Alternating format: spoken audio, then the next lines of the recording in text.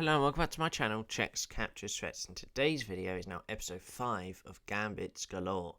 So, in today's Gambit, it's going to be called the Duras Gambit, kind of. Now, what do I mean by this? Now, realistically, as I'm going to show you in the first two moves, we do play what is called the Duras Gambit, but our opponent here plays something different, but I'm still going to be calling this the Duras Gambit. It's just how he's played it. It's very different. So, starts off with e4, and we play the normal move. Now, yes, it comes up as a blunder, and this is a gambit I particularly like. Now, the reason is this is really the normal position you would get, really. Something like this, maybe even actually, should I say, this is the main line. And now, I do not mind the position, and I've played this already, quite a couple times. So, that's really what I'm aiming for, but that does not happen in this game.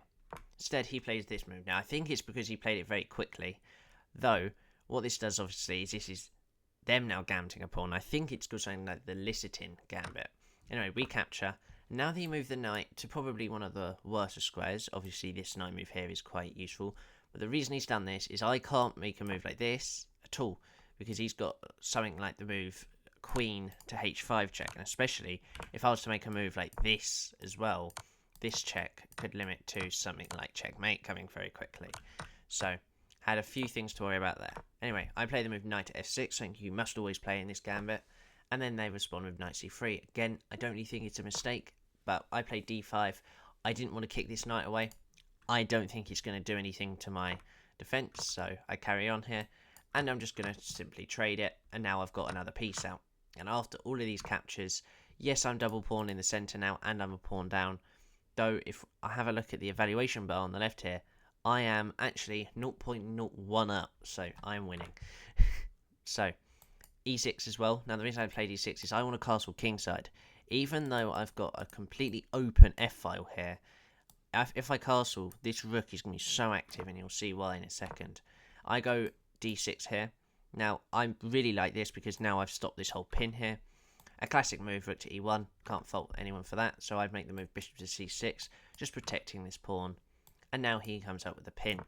I castle, and now I sacrifice this pawn. Now, this is actually the best move, and the reason I wanted to get rid of this pawn is it's just going to limit everything I'm going to be doing. So I move the king out of the way. Now my king is fully protected, and now he moves back with his bishop. Now this is where I start to get a little bit more of a hold of this game. So, queen to e8. Now, why have I played this? There's multiple reasons. Now, there's pros and cons to this. I've got rid of the pin, so now there's none of this. And also, obviously, if you see this in some of the openings where you move a queen like this, and now you're looking to go something like this, I will probably be going to g6 here. But why is this maybe not the best? If there was like a second later for white, I feel like this line here is going to be very bad for me.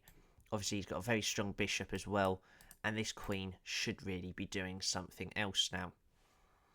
So, the move queen to e2 is played here, and again, it's not so understandable why he's trying to attack this pawn. This is where I make the move queen to g6. Now, not the best move they're saying, but still a good move, and I'm actually nearly 2 points up, but this is where I'm now 4.2 up, as you can see on the left here.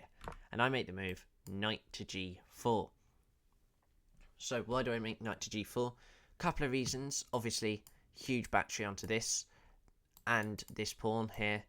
And again, I'm also attacking this bishop. So I've got really good attacks now onto this king here with so many pieces. As you can see with the arrows, there's too many arrows because there's so many pieces attacking. Whereas if you look at white onto my king, this is it. And it's not even really attacking the king. And I can very easily try and stop that. So he moves to h3. Now this is where I spent, even on a 3-minute game, I spent 30 seconds on this move. And I decided that it's either taking or that. And actually, I played the wrong move, but I still like this move, and I still stand by this move, because if I take here, I feel like I wouldn't have had enough pieces. And the reason I did this, as it helps here, is king to h1, not the best move. And I played the first and only brilliant move here, which I'm surprised about, knight to f3. Now, the reason I've done this is that after this capture, which he does do, I feel like still an alright idea of taking with a pawn, but if you see here, if you take with a rook, it's so easy, because the queen goes back and you just play bishop to d7. I saw this straight after, and now I think the queen will be lost here. As you see, their only move is that, and you can play check, and now it is quite clearly won here. So I didn't do that, and I decided to take with the pawn, which is still hugely fine as I'm still winning, just not as much. And he makes the move queen to f1, the only possible move I would say there. And this is where I made a little bit of a different move. Now the reason I played a5, and I completely don't know why, was I was trying to get this rook on a rook lift. Now what could I have done better? Just rook e8 and done it like this way, as now I've got to push again, then push the rook up and then push it across. It's too long, where all I had to do was push this rook up and then go to something like this, and it takes very little time. Anyway, he plays the move queen to g1. Now these next three moves, you're going to understand that he really wanted queen trade here. So I go queen to h5, obviously attacking the pawn. And to be fair, he's only got two moves here, either queen to f1 or the move rook to queen to g5. And I'm only really forced to do this, obviously looking at mate in one. This is where he plays the move queen to g3. Now this is where I straight away played the move queen takes e3. Now they say this is a miss, as all I had to do was take this, but it literally responds into the same exact thing.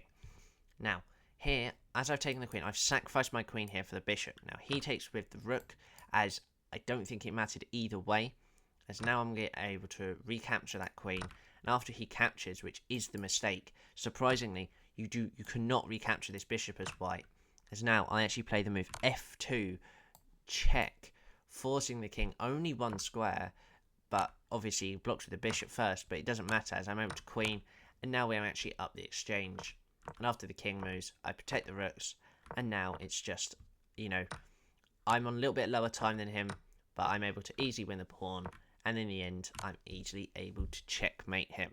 So, let's go through that game again, and the fact that what did I do wrong, what did I do right. Now, starting off this opening, obviously it was very unexpected having this, but I feel like I still use the same ideas that I normally do, and I feel like going through this, I felt a little bit better throughout. I feel like I wasn't losing at all.